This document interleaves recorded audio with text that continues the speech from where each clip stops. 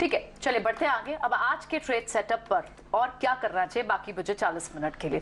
हमारे साथ राजेश पालविया हैं और ध्वनि पटेल भी हैं, उनसे भी बात करते हैं। Good afternoon to both of you. Rajesh, 17,000 एक बार के लिए नीचे गया, डरा तो दिया, चाहे भले ही आप बाउंस बैक हुए, लेकिन आपने सपोर्ट तोड़ा तो था ये एक बार। क्या इसे किस तरह से लेना चाहिए?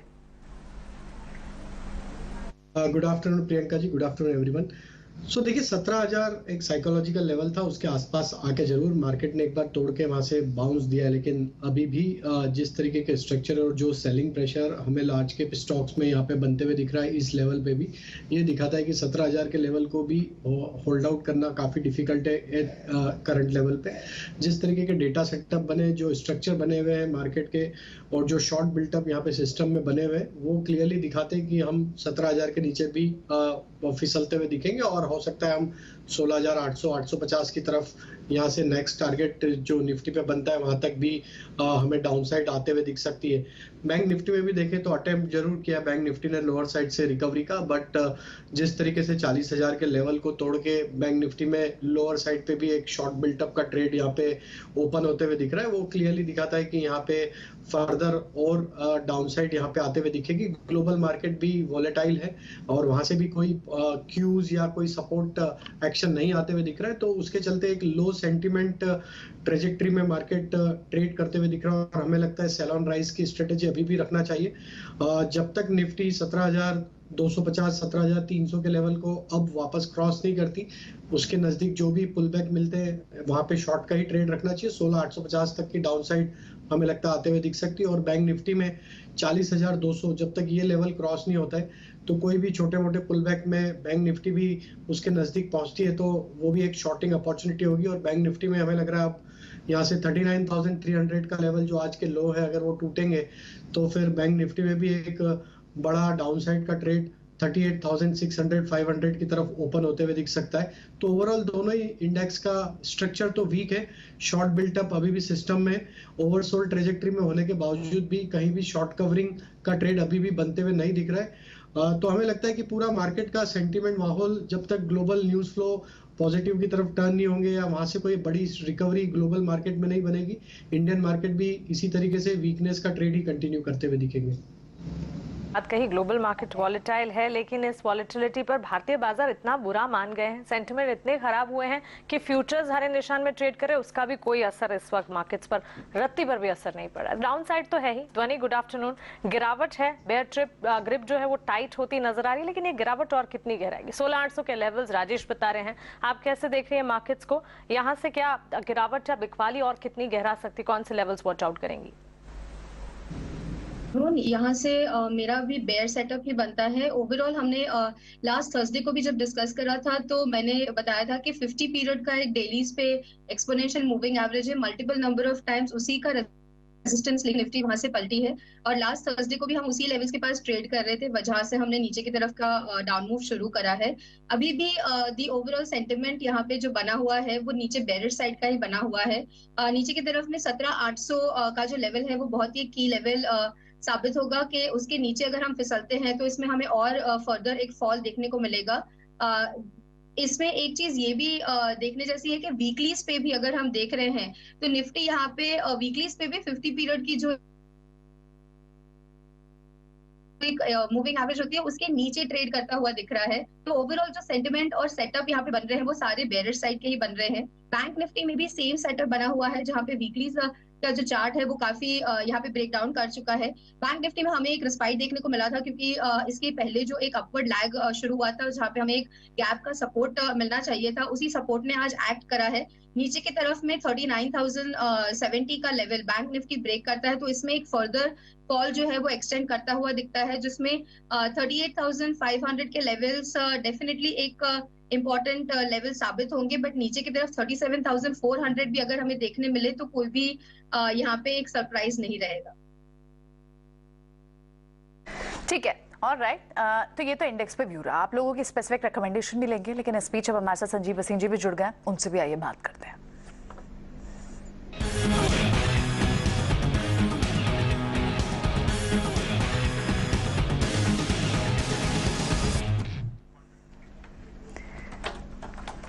Good afternoon afternoon Sanjeev ji. बाजार में तो सिर्फ लाल ही लाल स्क्रीन दिख रही है। हमें आपकी कमेंट्री याद है सेकेंड हाफ ऑफ मार्च, लेकिन तब तक भरोसा कैसे रखा जाए? क्या बड़ी इस वक्त ऑब्जर्वेशन आपकी बाजार पर होंगी? आज सीपीआई का फिगर भी आना है यूएस का, क्या रीडिंग रख रहे हैं आप इस वक्त मार्केट्स पे? हाँ, गुड आफ्टरनून प्रियंका जी। तो fear is at its highest और इंडिया इज लीस्ट अफेक्टेड, लेकिन बिकॉज ऑफ कोलैटरल रिस्क आपको पता ही है, there is a lot of uncertainty because in the US वो भी उन्होंने ऐप कर दी, but India has under perform. तो आज बैंक्स और उसमें आपने सेलिंग देखी है which is evident. I think they are very very heavily oversold. Any good news, even the US markets can trigger a very very big upside. And secondly, I think the Fed will be now dovish rather than hawkish, which is a good stance. मेरे को अभी भी लगता है बाजार में, जैसे मैंने आपको कहा, second half can be very very sweet. We may have been oversold by miles, and we can be, you have fallen 700-800, you can rally easily 600 points in the next week itself, maybe from tomorrow itself. So I'm very optimistic from tomorrow this market's direction changes, and then let's take it from tomorrow. Update दे दूं आपको, मैंने आपको Escorts कहा था, Escorts में बहुत strong आज बाइंग आई है और एस्कॉर्ट्स विल बी स्टार। आप देखना, बिकॉज कुबोटोस अभी किड्स से, और ये जो 30 रुपए का डिस्काउंट था that is unwarranted. I still look for 2050, 2100 to come in Escorts. The other pick was PNB and Tata Steel. अब आपके लिए दो पिक्स हैं, आप कहे तो मैं शुरू करूं? हाँ जी, बताइए जी। तो सबसे पहले रिलायंस लीजिए। देखिए आज रिलायंस, आपको शायद पता है कि Reliance is accounting for almost 45% of Russian oil imports, and that means it is in the best place ever. In fact India is in the most sweetest spot because both Russia and USSR being USA being friendly nations, we are the biggest importer of oil from Russia, and Reliance is taking the cake over there. आप देखना इस quarter onwards the results will be far excellent. In fact, they don't have to state it, but this is evident. और इस share बाजार को चलाने को रिलायंस है, तो 2280-85 में लीजिए। 2230 का स्टॉप लॉस है। तो मेरे को 2500 का टारगेट दिखता है रिलायंस में, और अगर 18000 जाना है तो रिलायंस से 2500 जरूर जाना है। दूसरा पिक है ICICI bank. You can't go wrong at 830 buy ICICI, stop loss of 810, target of 900। ठीक है, बहुत बहुत शुक्रिया संजीव जी ये सारे ट्रेड्स बताने के लिए। तो बैंक्स पे आप बुलिश हैं इस वक्त। आईसीआईसीआई बैंक, रिलायंस तो हेवी वेट जो बाजार को ऊपर ले जा सकते हैं, हेवी लिफ्टिंग कर सकते हैं। लेट्स सी कि ऊपर के लेवल्स जल्दी देखने को मिले, लेकिन बाजार में जो स्थिति है इस वक्त फियर बहुत है, बड़े बड़े सपोर्ट टूट रहे हैं। और इनफैक्ट हमारे पैनलिस्ट क्या आज के लिए रिकमेंडेशन लेकर आए वो भी समझ लेते हैं। राजेश, ऐसे में जब अगर आप भी थोड़ा सा यहाँ से कॉशियस और शॉर्ट साइड ज्यादा दिख रहे हैं, तो क्या स्ट्रैटेजी भी सेल साइड की ज्यादा है या फिर सेफ स्पेसेस आप ढूंढ पाए हैं बाजार में? तो ट्रेड स्ट्रेटेजी अभी शॉर्ट साइड की है। पहला जो शॉर्ट का आइडिया है वो ऑटोमोबाइल स्पेस है। M&M हमें लगता है कि अब जिस तरीके से वीकली चार्ट पे एक मल्टीपल सपोर्ट जोन का ब्रेकडाउन यहाँ पे देखने को मिला वीकली कैंडल पे, तो ये दिखाता है कि स्टॉक में अब यहाँ से फर्दर और सेल ऑफ एक्सटेंड होते हुए दिख सकता है, क्योंकि स्टॉक में ये जो करेक्शन देखने को मिला पिछले 3-4 सेशन में, ये अब स्टॉक अपने 200 डे मूविंग एवरेज के नीचे भी फिसलते हुए दिख रहा है। तो जिस तरीके की सप्लाई यहाँ पे M&M में बनी है, हमें लगता है M&M को यहाँ पे फ्यूचर को शॉर्ट किया जा सकता है 1120, 1110 के लोअर साइड के टारगेट के लिए। करंट लेवल से स्टॉप लॉस जो रखना होगा फ्यूचर में शॉर्ट साइड का वो होगा 1190 के आसपास। जो दूसरा सेक्टर यहाँ पे क्लियरली एक वीकनेस दिखाते हुए दिख रहा है वो है आईटी का। और आईटी में लार्ज कैप में अगर हम जाएं तो यहाँ पे टीसीएस ने भी आज 200 डे मूविंग एवरेज के नीचे ब्रेकडाउन दिया है। स्टॉक में अगर हम देखें तो एक अप स्लोपिंग ट्रेंड लाइन का ब्रेकडाउन भी यहाँ पे वीकली सेटअप पे होते हुए दिखा है। तो जिस तरीके के ब्रेकडाउन यहाँ पे डेली वीकली टाइम फ्रेम पे टीसीएस में बने हैं और जो शॉर्ट बिल्टअप यहाँ पे बनते हुए दिख रहा है, हमें लगता है टीसीएस को शॉर्ट किया जा सकता है 3160 के डाउनसाइड के टारगेट के लिए। करंट लेवल से 3275 का फ्यूचर में स्टॉप लॉस रखना होगा।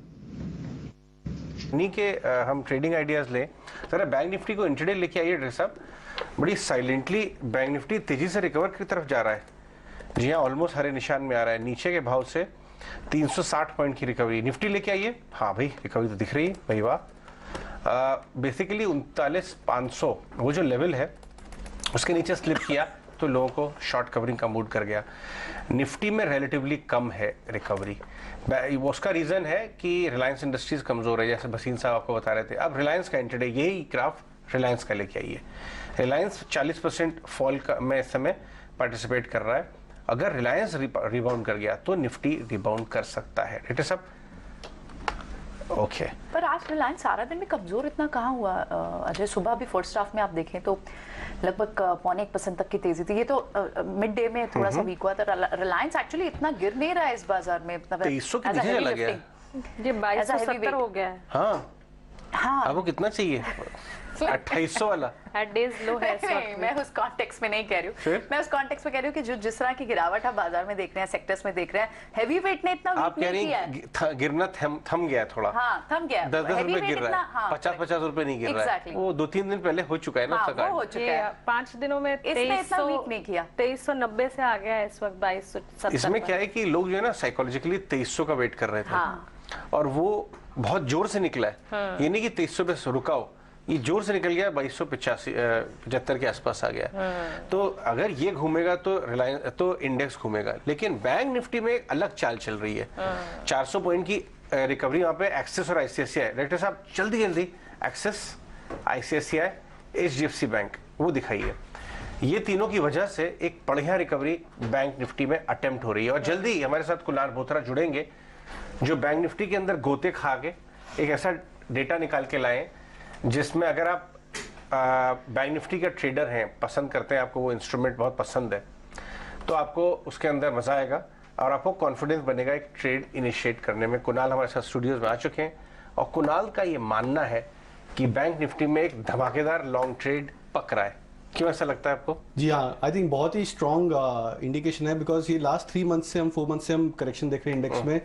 तो हर करेक्शन की एक बिहेवियर होती है, एक पैटर्न होती है। इस करेक्शन की जो बिहेवियर है कि हर बार जब बैंक निफ्टी एक गैप बनाता है और उस गैप को क्लोज करता है, तो जिसके हम चार्ट्स में देख रहे हैं कि गैप 1, गैप 2, गैप 3, तो जो फर्स्ट गैप था जब इंडेक्स ने करीबन 41,000 के आसपास करेक्ट किया था, उस गैप को हमने फर्स्ट क्लोज किया। ये आई थिंक दिसंबर मिड के आसपास की फर्स्ट सेलिंग थी। उसके बाद में हमने ऑलमोस्ट 1000 पॉइंट्स की बाउंस या रिकवरी देखी थी। Second time I think mid of Feb के आसपास एक मेजर करेक्शन आया था जो बजट के just I think 1 or 2 days बाद का था। उसके बाद में भी हमने देखा कि बैंक निफ्टी ने एक मेजर गैप को क्लोज किया। उसके बाद में बहुत एक अच्छी बाउंस आई थी और फिर एक थर्ड राउंड ऑफ सेलिंग आई है। आज जो प्राइस डेटा है और आज हम देख रहे हैं कि बार बार मार्केट वॉलेटाइल हो रहा है। इतना फीबल या वीक मार्केट नहीं है। आज बुल्स अटेम्प्ट कर रहे हैं बैंक निफ्टी को प्रोटेक्ट करने के लिए। ये अटेम्प्ट उस लिहाज से बिकॉज हमने थर्ड गैप को क्लोज किया है। तो अगर हम लास्ट 2 अटेम्प्ट्स देखें तो उसमें बहुत अच्छी 1000 पॉइंट्स की रिकवरी आई थी बैंक निफ्टी में।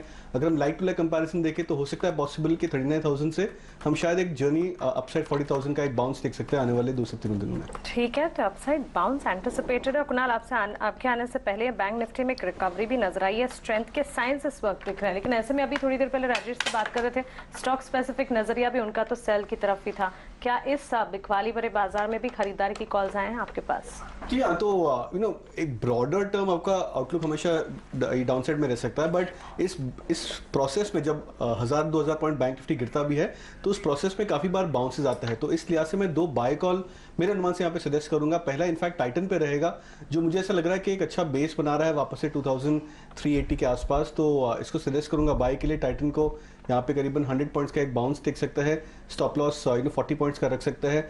और सेकंड स्टॉक जो मुझे ऐसा लग रहा है कि एक अच्छा बेस बना रहा है वो है यूबीएल, यूनाइटेड ब्रेवरीज। अगर हम देख रहे हैं लास्ट 2 या 3 दिनों में तो यूनाइटेड स्पिरिट्स ने भी एक अच्छा बाउंस दिया है। तो यूबीएल पे भी एक बाय कॉल रहेगी। 1440 के आसपास ट्रेड कर रहा है स्टॉक, तो यहाँ पे 60 to 80 का। ये देखिए हमारे जो पीसीआर वाले हैं वो टी टोटलर हैं, तो वो न तो यूनाइटेड स्पिरिट्स चला रहे हैं और ना यूबीएल चला रहे हैं। वो वरुण बेवरेजेस, आप जो भी बोल रहे हो हम तो वरुण बेवरेज चलाएंगे क्योंकि हम सिर्फ पेप्सी पीते हैं, राइट? पीसीआर चलाइए भाई। ब्रेवरीज काउंटर्स में अच्छी गिरावट नहीं हुई है। यूबीएल की आप बात करें, जिम ब्रेवरीज को देखिए वो भी नहीं गिरा। कहाँ मतलब हम बात कर रहे हैं यूनाइटेड ब्रेवरीज प्रीमियम लग्जरी पूरे सेक्टर और आप जो है बट ठीक है मासेस वाला चीज है। लेकिन कमिंग बैक, बट ये यूनाइटेड स्पिरिट्स आपने अच्छा नाम लिया डायरेक्टर साहब, यूनाइटेड स्पिरिट्स लेके आइए कि वो गिरना रुक गया है। और ये एक बड़ी अच्छी बात ऑब्जर्व की आपने। ये वो लास्ट 1.5 साल में यूनाइटेड ब्रूरीज ठीक है और यूनाइटेड स्पिरिट्स लेके आई है। यूनाइटेड ब्रूरीज में तो मैं पता है लीडरशिप चेंज का मसला आ रहा, चला ही नहीं स्टॉक। लेकिन फंसे लोग यूनाइटेड स्पिरिट्स में, हर बार पोजीशन लेते थे कि अब चलेगा अब चलेगा अब चलेगा, चलता ही नहीं था। इसका 1 साल का चार्ट दिखाइए डायरेक्टर साहब। बट आपको चार्ट्स बता रहे हैं कि इसका समय आ गया है। करेक्ट। मतलब जो बेयर्स हमारे व्यूअर्स हैं जो चीयर्स कर रहे हैं, जश्न मना रहे हैं, देखिए ये गम में देखिए। भी और खुशी में भी दोनों में चलते 100 रुपए हैं। नीचे जैसे है। डियर्स ने जो बुल बेचारे बिल्कुल दोनों सब इंटरेस्टिंग ऑब्जर्वेशन। और बैंक निफ्टी पे भी आपकी चाल तो बैंक शानदार। निफ्टी पे अगर एक चाल अच्छी बनती है तो क्या जो आप शॉर्ट कवरिंग का बाउट की बात कर रहे हैं, यानी कल और परसों में एक वीकली एक्सपायरी में एक बार के लिए केस बन सकता है? एटलीस्ट उनको चार्ट्स तो ये बता रहे हैं कुणाल को। लेकिन आगे चलते हैं और हमारे साथ ध्वनि और राजेश पालविया तो हैं। हाँ। ध्वनि जरा इंडियन बैंक का चार्ट निकाल के लाइए, वहां कुछ खास हो रहा है। इंडियन बैंक की गजब पिटाई हो रही है। डायरेक्टर साहब, इंडियन बैंक डेज लो, इंडियन बैंक इंट्राडे दिखाई, ये देखिए। बाकी बैंक्स जो है थोड़ा रिकवरी की अटेम्प्ट कर रहे हैं, बट इंडियन बैंक 10% नीचे है। जरा चार्ट क्या बोलते हैं बताइए, ये वॉल्यूम के बेस फॉल है क्या? अगर हम डेलीज पे कंपैरेटिव कर रहे हैं तो डेफिनेटली एक वॉल्यूम का भी यहाँ पे पार्टिसिपेशन हो रहा है। और यहाँ पे वीकली चार्ट इसका काफी इंटरेस्टिंग हो जाता है, क्योंकि multiple number of times weekly पे इसने एक रेजिस्टेंस दिखाया है 309 से 310 की लेवल के पास, जिसके ऊपर हमें कोई भी एक अपटिक इसके अंदर नहीं मिला है।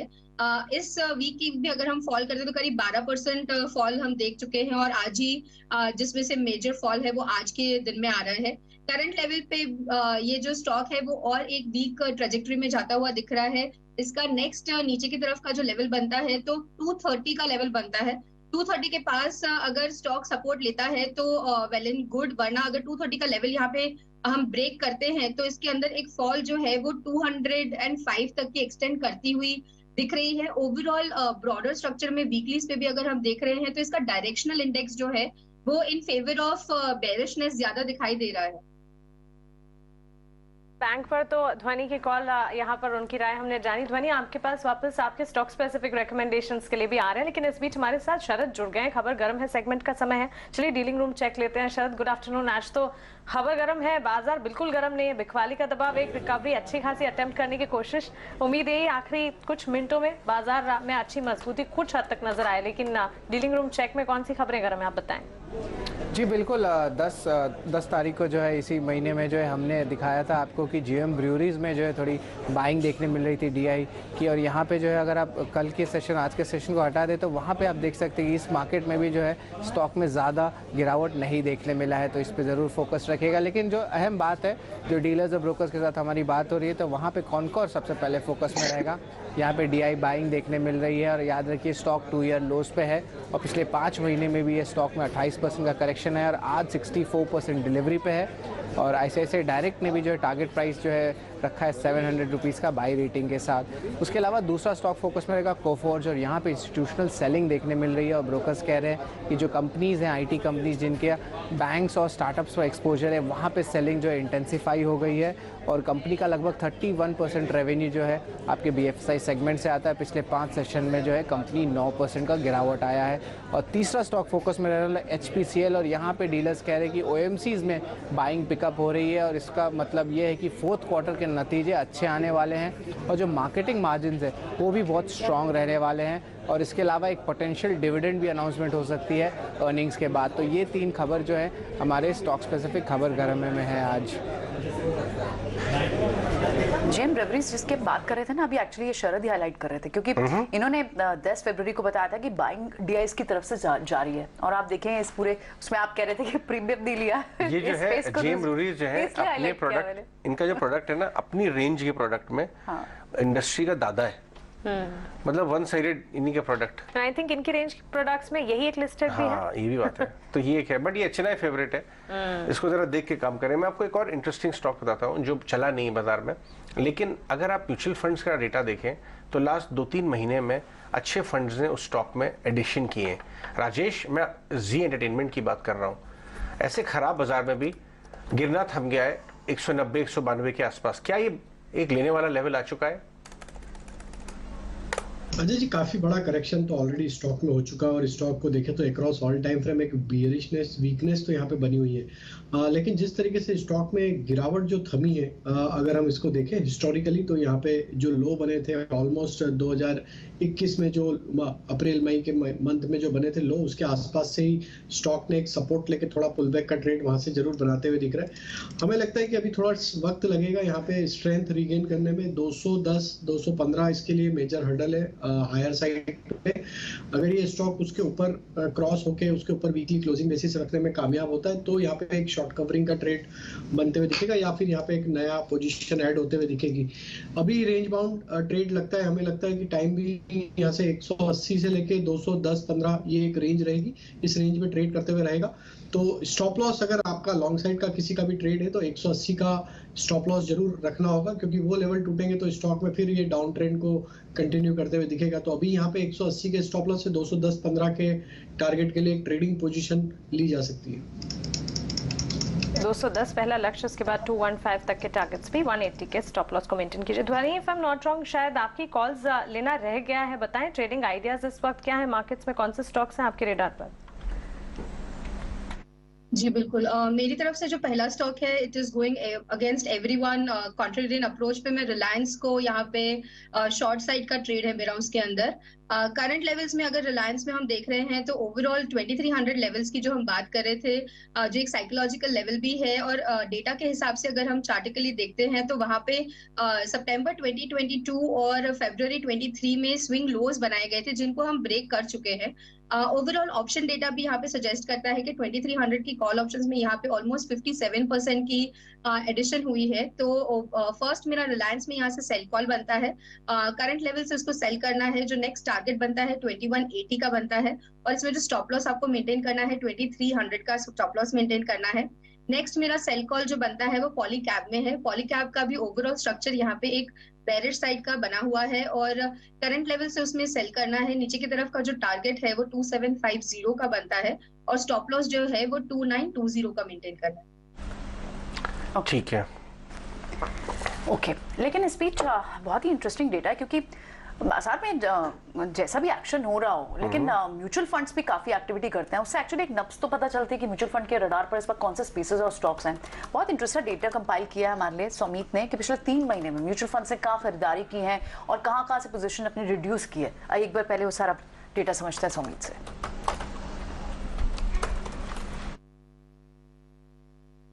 जी बिल्कुल, सबसे पहले फोकस में रहने वाला है फरवरी मंथ में म्यूचुअल फंड्स ने क्या खरीदारी की और क्या बिकवाली की है। अगर पूरी तरह देखें तो म्यूचुअल फंड्स ने डिप्लॉय लगभग 15,700 करोड़ रुपए किए हैं और ये सबसे ज़्यादा डिप्लॉयमेंट देखने मिला है पिछले 9 महीने में। इसके अलावा कौन से सेगमेंट्स थे जहाँ पे जो बाइंग देखने मिली है, वो सेगमेंट्स थे आपके ऑयल गैस, IT, स्टेपल्स और डिस्क्रिशनरी, और जहाँ पे सेलिंग देखने मिली है वो थे आपके मेटल, मिनरल्स, उसके अलावा हेल्थ केयर और टेलीकॉम जैसे सेगमेंट्स। ऑफ कोर्स अगर कैश लेवल्स की बात करें तो ऑलमोस्ट 2 ईयर हाई लेवल्स पे है 5% का, और अगर आप देखें जनवरी में तो वो लगभग 4.7% था। इसका मतलब कैश लेवल्स हाई हैं, इसका मतलब पूरी तरह डिप्लॉय जो है अभी भी फंड हाउसेज नहीं कर रहे हैं क्योंकि बाजार में वॉलेटिलिटी है। लेकिन अहम बात है कौन से लार्ज कैप स्टॉक्स थे जहां पे बाइंग देखने मिली, तो इस लिस्ट में शामिल है गेल, NTPC, Tata steel, Tata Motors और ONGC, और जहां पे बिकवाली देखने मिली वो स्टॉक के लिस्ट में आता है bank of Baroda, Adani ports, Ambuja cement, SBI और टाटा पावर। मिड कैप से इसमें एक्शन में देखें तो बाइंग कहाँ पे देखने मिली है म्यूचुअल फंड से, वो इंक्लूड करता है IDFC, फेडरल बैंक, BHEL, बाइकॉन और PNB जैसे स्टॉक्स, और जहाँ पे सेलिंग की बात करें तो वहाँ पे Vodafone idea, IDFC first, IRFC और सेल जैसे स्टॉक्स आते हैं। तो हमने बात की लार्ज कैप की और मिड कैप की, लेकिन अब स्मॉल कैप में क्या फोकस में रहेगा, वहाँ पे बाइंग में जो है Equitas small finance bank, IRB infra, PVR, जेंसाटेक और NCLC इंडिया जैसे स्टॉक्स फोकस में रहेंगे। और सेलिंग की बात करें तो यहाँ पे आइनॉक्स लेजर, सुजलॉन, नाल्को और RBL बैंक जैसे स्टॉक्स हैं। ठीक है, तो कहीं ना कहीं पावर स्पेस, एनर्जी स्पेस, वहां तो थोड़ी पोजीशन बढ़ाई है म्यूचुअल फंड्स ने। एक बार इस स्पेस पर इनफैक्ट व्यू भी ले लेते हैं। राजेश, ये बात बार बार आ भी रही है कि जितना भी PSU बास्केट है वो मल्टी ईयर ब्रेकआउट देने की कगार पे पिछले हफ्ते तक तो था। इस हफ्ते क्या थोड़ी पोजीशनिंग चेंज हुई है? अभी भी आपको ये स्पेस अट्रैक्टिव दिख रहा है? चीजें चेंज हुई है, चाहे पावर स्पेस हो, एनर्जी पैक हो, PSU स्पेस स्पेशली?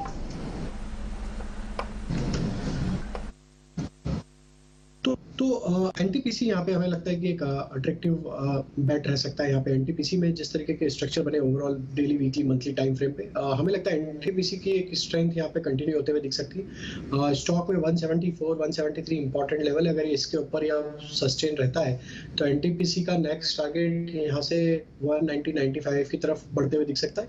वहीं अगर हम देखें तो पावर ग्रिड का स्टॉक भी एक अट्रैक्टिव लग रहा है। इस तरीके के वॉलेटाइल मार्केट में स्टॉक अपने एक हायर ट्रेजेक्टरी की तरफ ही ट्रेड करते हुए दिख रहा है और एक नैरो रेंज में कंसोलिडेशन यहाँ पे होते हुए दिख रहा है।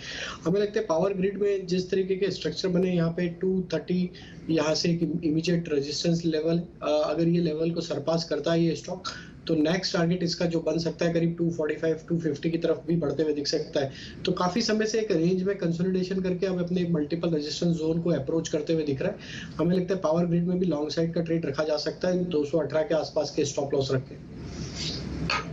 ये रहा है इस वक्त मिलती हुई और म्यूचुअल फंड के डेटा और इनफैक्ट मिड कैप कैटेगरी में भी कई सारे स्पेसेस थे जिसमें म्यूचुअल फंड ने इस वक्त खरीदारी दिखाई है। लेकिन ध्वनि, सोना BLW में आज 5% की तेजी है। खबर है ब्लैकस्टोन ने हिस्सेदारी बेची है, लेकिन बायर्स की लिस्ट में काफी बड़े नाम है, काफी इंटरेस्टिंग प्लेयर्स हैं। Fidelity, ICICI Pru, HDFC mutual fund, ये वही स्टॉक है जो कि पिछले 4 ट्रेडिंग सेशन से बिकवाली दिखा रहा था, लेकिन न्यूज बेस इम्पैक्ट है जो कि आज नजर आ रही है। क्या टेक्निकली चार्ट्स पर वन ऑफ है या यहाँ से कोई अपमूव नजर आते हैं? जी बिल्कुल, यहाँ पे अगर हम इसका ओवरऑल चार्ट स्ट्रक्चर देखते हैं तो जितना भी डेटा है उसके हिसाब से एक डाउनवर्ड ट्रेंड यहाँ पे बना हुआ है।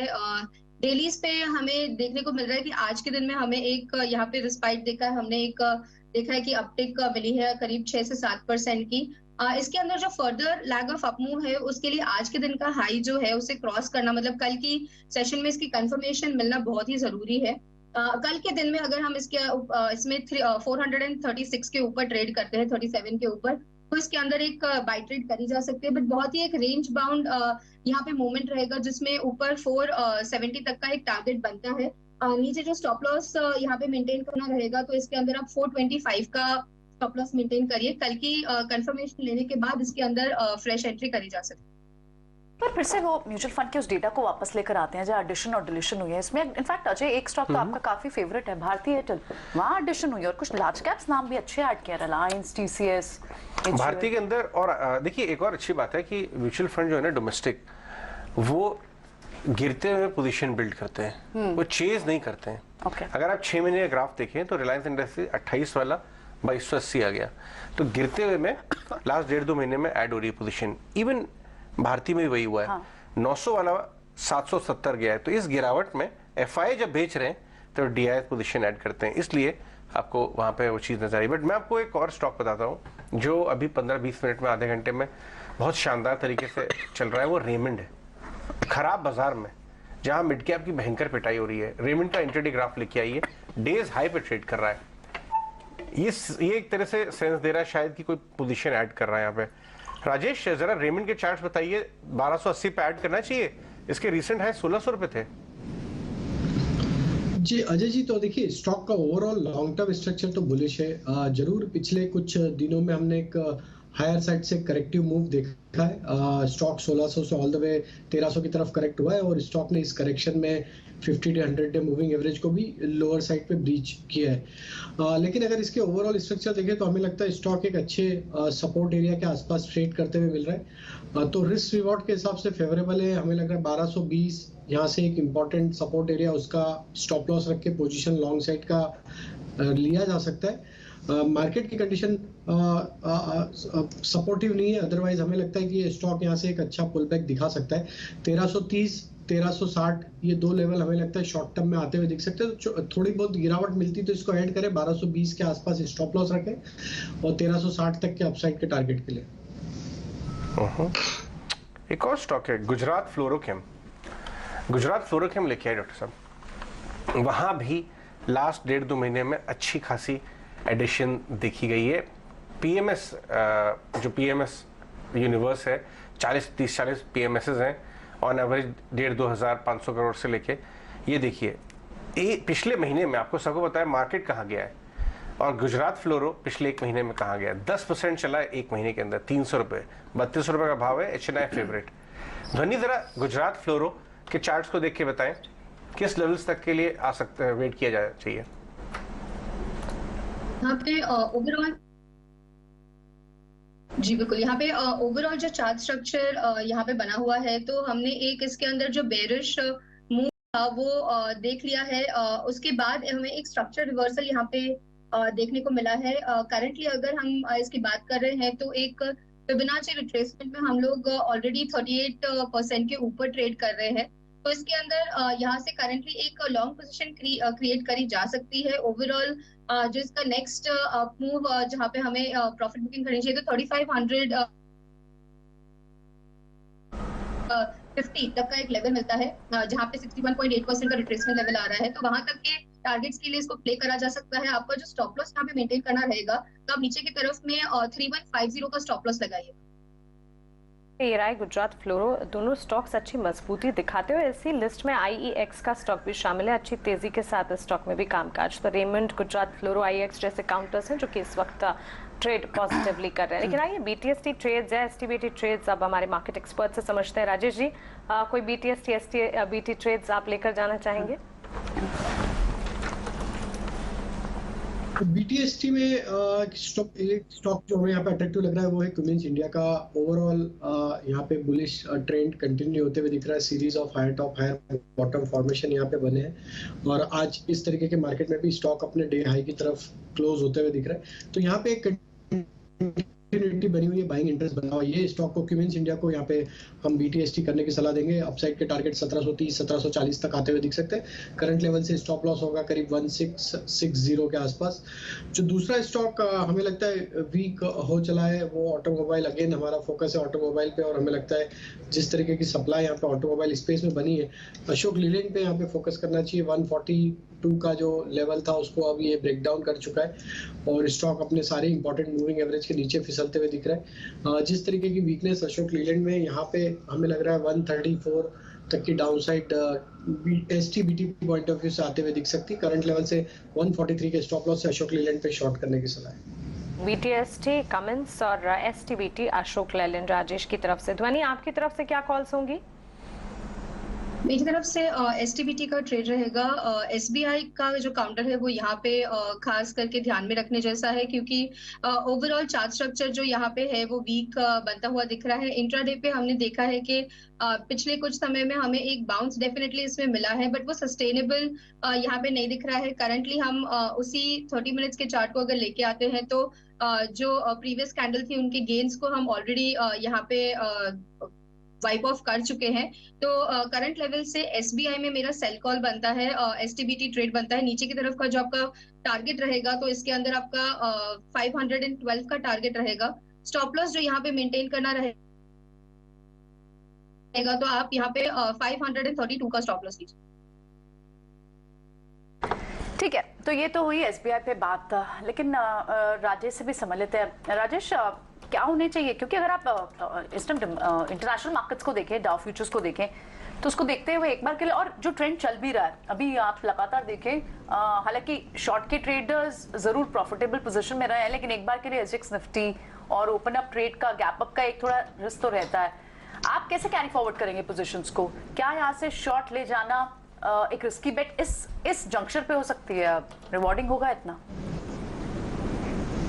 देखिए, रिस्क तो ऑलरेडी शॉर्ट साइड के ट्रेड को कैरी करने में जरूर बनी हुई है क्योंकि ओवरसोल्ड ट्रेजेक्टरी में मार्केट बना हुआ है और काफी हेवी शॉर्टिंग पोजीशन यहाँ पे ऑलरेडी ओपन है सिस्टम में। किसी भी न्यूज के चलते या किसी भी पॉजिटिव क्यूज, ग्लोबल क्यूज यहाँ पे मिलते हैं और उसके चलते अगर मार्केट में थोड़ा भी पुलबैक मिलेगा तो जरूर एक शॉर्ट कवरिंग यहाँ पे आते हुए दिखेगी। बट अगर हम पोजिशनल बिहेवियर देखें या पोजिशनल ट्रेड सेटअप है तो वहां तो अभी भी वीकनेस यहाँ पे हमें लगता है कंटिन्यू रहेगी क्योंकि काफी निफ्टी काफी ब्रेकडाउन यहाँ पे हमने देखा है। काफी इंपॉर्टेंट लेवल 17,400, 17,300 और इवन 17,250 ये सारे लो जो इंपॉर्टेंट थे, इन सब का ब्रेकडाउन यहाँ पे हुआ है। तो 17,300 के पहले ट्रेंड रिवर्सल तो अभी यहाँ पे बनेगा नहीं। तो इंट्राडे पॉइंट ऑफ व्यू से, purely BTST STBT point of view से हमें लगता है कि थोड़ा अवॉइड करें साइड का तो एटलीस्ट, क्योंकि किसी भी वॉलेटिलिटी के चलते गैप अप अगर होता है तो वहां पे रिस्क टू रिवॉर्ड यहाँ पे फेवरेबल नहीं। तो शॉर्ट साइड का ट्रेड इंडेक्स में ना कैरी करेंगे। कल वापस से मार्केट ओपनिंग के बाद जिस तरीके के बिहेवियर मार्केट यहाँ पे डिस्प्ले करेगा उसके अकॉर्डिंगली ट्रेड सेटअप यहाँ पे निफ्टी पे बनाएंगे। क्योंकि आज के सेशन में क्लोजिंग बेसिस पे तो डिफेंड किया है, हमें लगता है कल अगर वापस टूटेगा तो फिर वापस शॉर्ट करेंगे। अदरवाइज अभी टाइम बिंग के लिए थोड़ा होल्ड करेंगे, पुलबैक का वेट करेंगे। 250 के आसपास मिलेगा तो वहां शॉर्ट करेंगे, वो रिस्क रिवॉर्ड वहां से फेवरेबल रहेगा। आज का ट्रेड आज ही आप स्क्वायर ऑफ करके जाएं और कल एक नया ट्रेड फिर से शॉर्ट का लेने बाजार कहाँ भागा जा रहा है। और इनफैक्ट बैंक जिस तरह की आपको रिकवरी दिखा भी रहा है लार्ज कैप बैंक्स में, चाहे रिकवरी हो या एटलीस्ट पॉजिटिव क्लोज होके जा रहे हैं, चाहे एक्सिस बैंक हो, SBI हो, ICICI बैंक हो, इनको देख के तो ये लगता है कि एक बार के लिए आपको ट्रेड्स अपने प्रॉफिटेबल ट्रेड्स को स्क्वायर ऑफ यहाँ कर लेने चाहिए। ध्वनि से भी समझ लेते हैं। ध्वनि, अच्छी खासी शॉर्ट कवरिंग देखने को मिली है कुछ स्पेसेस में भी अदर देन बैंकिंग। ग्रैन्यूल जैसे स्टॉक में, थोड़े से फार्मा बेट्स में ज्यादा हैं ये नेम्स, ग्रैन्यूल जैसे, और इनफैक्ट फर्टिलाइजर में केमिकल चंबल फर्टिलाइजर जैसे काउंटर्स में भी। क्या ये कैरी फॉरवर्ड ट्रेड्स हैं? अगर हम ओवरऑल यहाँ पे फार्मा सेक्टर की भी बात कर रहे हैं तो फार्मा, जब हमने निफ्टी में एक बाउंस देखा तो pharma sector was the one के जहाँ पे हमें एक थोड़ा सा रिस्पाइट देखने को मिला था। यहाँ पे जब हम स्टॉक स्पेसिफिक ग्रैन्यूल्स के चार्ट को देखते हैं तो वहां पे हमें देखने को मिल रहा है कि नीचे की तरफ में 270 का एक लेवल है जो ग्रैन्यूल्स ने बना के रखा है, जहां से कोई भी एक डाउन मूव हमें देखने को नहीं मिल रहा है। वहां पे कॉन्स्टेंटली एक सपोर्ट जो है वो अच्छे से काम करता रह रहा है। तो करंट लेवल से आप ग्रैन्यूल्स को एक लॉन्ग ट्रेड या फिर ओवरऑल फार्मा में भी आप एक लॉन्ग बैट कैरी कर सकते हैं, but otherwise stock specific action पे यहाँ पे ज्यादा ध्यान दिया जाए। ज्यादातर यहाँ पे मेरा एक बेरिश साइड का व्यू ही बना हुआ है। डिफेंसिव सेक्टर्स को लेके आप इनको कैरी कर सकते हैं, बट नॉन डिफेंसिव और जो हाई बीटा वाले सेक्टर्स है उनमें यहाँ पे कोई भी एक लॉन्ग साइड के ट्रेड्स मेरी तरफ से रिकमेंडेड नहीं। राय इस वक्त ग्रैन्यूल्स पर मिलती हुई, और इस बीच अगर आप देखेंगे बिकवाली का दबाव 17,054 के लेवल्स पर हम देख रहे हैं। 100 अंकों की गिरावट, रिकवरी अटेम्प्ट करने की कोशिश, और कोशिश में हल्की कामयाबी मिलती हुई, लेकिन उसके ठीक बाद अगर यहाँ पर देखेंगे अंडरटोन अभी बेरिशी मार्केट का नजर आता हुआ। SRF के स्टॉक पर राजेश जी एक बार आपसे क्विकली राय जानना चाहेंगे, क्योंकि स्टॉक में मूवमेंट है, आज पॉजिटिव अप मूव है, और आज सुबह ही हमने देखा था एक पॉजिटिव ब्रोकरेज रिपोर्ट भी आई थी। 2650 तक के टारगेट्स एंटिसिपेट किए जा रहे हैं। तो बिल्कुल मानसी जी, देखिए आज थोड़ा केमिकल स्पेस में कुछ सिलेक्टिव स्टॉक्स में जरूर बाइंग इंटरेस्ट बनी। दीपक नाइट्राइट में भी एक अच्छा रिकवरी ट्रेड बना है। तो हमें लगता है SRF में जो रिकवरी का ट्रेड यहाँ पे प्ले आउट होते हुए दिख रहा है, ये आज काफी इंपॉर्टेंट लेवल के आसपास क्लोज हो रहा है। कल के सेशन में अगर फॉलो बाइंग मिलती है और 2320 के लेवल को क्रॉस करके उसके ऊपर सस्टेन होता है तो नेक्स्ट टारगेट इसका 2420 की तरफ बढ़ते हुए दिख सकता है। तो कैरी किया जा सकता है ट्रेड लॉन्ग साइड में। स्टॉप लॉस यहाँ पे रखना होगा 2270 के आसपास, और अपसाइड में हमें लग रहा है कि ये मोमेंटम अगर 2330 के ऊपर कल सस्टेन होता है तो 2400 तक की अपसाइड भी यहाँ पे आगे आने वाले दिन में देखने को मिल सकती है। चलिए बाजार की कमजोरी आपके साथ क्लोजिंग की तरफ बढ़ते हैं। दिन भर बिकवाली का दबाव झेलने के बाद आज एक तरफा बिकवाली, 2 बारी ड्यूरिंग द सेशन बाजार ने रिकवरी अटेम्प्ट करने की कोशिश की। अभी आधे घंटे पहले भी एक रिकवरी मोड नजर आया, लेकिन सबसे बड़ी बात यह है कि 17,000 के नीचे फिसलता हुआ हमने देखा। अक्टूबर के बाद बाजार निफ्टी आज बिकवाली ज्यादा दिखा रहा था। बैंक निफ्टी में तो वॉश आउट हम लगातार 2-3 ट्रेडिंग सेशन से देख ही रहे हैं। 39,000 के क्रूशल सपोर्ट बैंक निफ्टी के लिए है। अगर वहां से बिकवाली और ज्यादा हावी होती है 39,000 के नीचे और गिरावट देखने को मिलती है, तो फिर बैंक निफ्टी और बैंकिंग प्लेस के लिए, चाहे फिर वो हैवी वेट हो, PSU हो, प्राइवेट बैंक प्लेस हो, सबके लिए काफी हद तक कंसर्न्स बिल्ड करने वाली बात होगी। इस वक्त अगर आप देखेंगे बेयर ग्रिप मार्केट में खरीदारी कहां से आ रही है, सपोर्ट्स कहां से बिल्ड होते दिख रहे हैं। Titan, BPCL, L&T, Bharti Airtel, SBI life जैसे चुनिंदा स्टॉक्स हैं। चुनिंदा कहूंगी क्योंकि कुछ तमाम स्टॉक्स ही हैं जिसमें इस वक्त हरे निशान के साथ ट्रेड्स नजर आ रहे हैं। बिकवाली का दबाव काफी हद तक हम देख रहे हैं, हर सेक्टर हर पॉकेट में गिरावट हावी होती हुई, और इस गिरावट में हमने देखा काफी सारे स्टॉक्स IT सेक्टर से जुड़े हुए हैं। कई सारे स्टॉक्स हम देख रहे हैं बैंक फाइनेंशियल से जुड़े हुए हैं, जैसे कि Kotak bank, HDFC limited, HDFC bank. यहाँ पर लाल निशान के साथ दिन भर बिकवाली का दबाव। ये बिकवाली जो है इंटैक्ट रही, करीब 1.5 से 2% तक की यहाँ पर गिरावट है। अभी थोड़ी देर पहले जहां पर सबसे ज्यादा गिरावट हम बैंकिंग प्लेस में देख रहे थे, जो नेगेटिव ग्रिप्स क्रिएट कर रहे थे, वहां से थोड़ी सी रिकवरी आती दिखी, और उसके ठीक बाद हमने बैंक निफ्टी को एक रिकवरी मूड में भी देखा। लेकिन इस वक्त अगर आप देखेंगे सेंटिमेंट्स बैंकिंग के बिकवाली का दबाव ही झेल रहे हैं। जहां हम देख रहे हैं TCS, इन्फोसिस, IT सेक्टर जैसी कंपनियां जो है उनमें भी गिरावट हावी होती हुई। TCS में करीब 2% की गिरावट आप देखेंगे। इन्फोसिस का स्टॉक प्राइस भी आज दिन की शुरुआत से बिकवाली दिखाया जा रहा है। वहीं ITC भी इस लिस्ट में शामिल है, जहां पर गिरावट के साथ ही ट्रेड्स क्लोज होते होते हुए इस वक्त नजर आ रहे हैं। भारतीय एयरटेल पर जरूर नजर रखी जाए क्योंकि यहाँ पर अच्छे एक्शन के साथ हम देख रहे हैं कामकाज जो है पॉजिटिविटी की तरफ बढ़ता हुआ, लेकिन मिड कैप में काफी हद तक आज स्टॉक स्पेसिफिक मूव्स नजर आए। मिड कैप या फिर ब्रॉडर इंडेक्स की भी अगर बात करें, इंडेक्स स्पेसिफिक बाजार में कमजोरी जरूर थी, लेकिन स्टॉक स्पेसिफिक कुछ तमाम खबरों के चलते हमने कुछ चुनिंदा स्टॉक्स में एक्शन भी देखा। जैसे कि सोना BLW की अगर बात करें, यहाँ पर एक बड़ी सेलिंग ब्लैकस्टोन की तरफ से, लेकिन बायर्स की जो लिस्ट थी उसमें काफी इंटरेस्टिंग नाम रहे, जिसका एक इम्पैक्ट था कि सोना कॉमस्टार में ऑलमोस्ट 7% की तेजी आज गिरावट भरे बाजार में, जहां पर हैवी सेलिंग नजर आ रही है, उस बाजार में इस स्टॉक में नजर आई। मिड कैप के गेनर्स में सोना BLW ही है सबसे पहले लिस्ट में, आगे इसके ठीक पीछे जी का स्टॉक है, M&M finance, max healthcare, IEX जैसे काउंटर्स भी हैं जहां पर अच्छी तेजी के बीच कामकाज आज के सत्र में देखने को मिल रहा है। लेकिन ये चुनिंदा काउंटर्स ही हैं जहां पर हम देख रहे हैं कुछ हद तक एक्शन देखने को मिल रहा है, और ये एक्शन भी जो है वो प्योर टेक्निकल्स या फिर कुछ न्यूज फ्लोज के चलते देखने को मिल रहा है। बाजार का अंडरटोन अभी बेरिश नजर आ रहा है। 621 एडवांसेस के सामने 1460 1460 डिक्लाइंस है, तो क्लियरली हम देख रहे हैं डिक्लाइंस का पलड़ा जो है वो एडवांसेस के सामने भारी है। सेक्टर स्पेसिफिक बाजार को अगर देखेंगे, सीधी बात है जहां पर बिकवाली बाजार में नजर आ रही है, डिफेंसिव्स की तरफ लोग मुड़ रहे हैं, इसी के चलते फार्मा में, लेकिन फार्मा में भी हल्की सी ही खरीदारी दिख रही है, which is again a negative, क्योंकि फार्मा सेक्टर डिफेंसिव्स के तौर पर चलना चाहिए, लेकिन इतनी कोई बड़ी बढ़त नहीं है। सिर्फ हम देख रहे हैं उस स्पेस में कुछ हद तक हल्का सा मोमेंटम नजर आ रहा है। भारी बिकवाली का दबाव IT sector, FMCG play, financial services, private bank space, PSU bank space में नजर आता हुआ। फाइनल क्लोजिंग आपको टीवी स्क्रीन पर 17,043, चलिए 17,000 के लेवल्स आके नीचे तो बाजार बंद नहीं हुए। निफ्टी में 17,043 के लेवल्स देखने को मिले। बिकवाली 111 अंकों की नजर आ रही है। 57,900, सेंसेक्स में करीब 350 अंकों की गिरावट आप देखेंगे। 39,411, 39,500 का जो इंपॉर्टेंट लेवल है उसे तोड़ते हुए बैंक निफ्टी जो है ऑलमोस्ट 150 पॉइंट्स का डाउन ट्रेंड दिखा रहे हैं। बाजार की गिरावट इतनी हावी है कि फ्यूचर्स में जो अपमूव है वो भी बाजार को इस पर संभालने का काम नहीं कर रहे हैं। तो चलिए, नेगेटिव सेंटिमेंट्स नजर आए। दिन भर में लगातार 4 ट्रेडिंग सेशंस तो बिकवाली थी, बिकवाली आज भी देखने को मिली। उम्मीद यही करते हैं कि US CPI के डेटा आज जो आएंगे वो कुछ हद तक बाजार को सपोर्ट करने का काम over the night US markets में करें, और उसका इवेंचुअल इंपैक्ट सुबह एशियन मार्केट्स और डोमेस्टिक मार्केट्स में आता दिखे।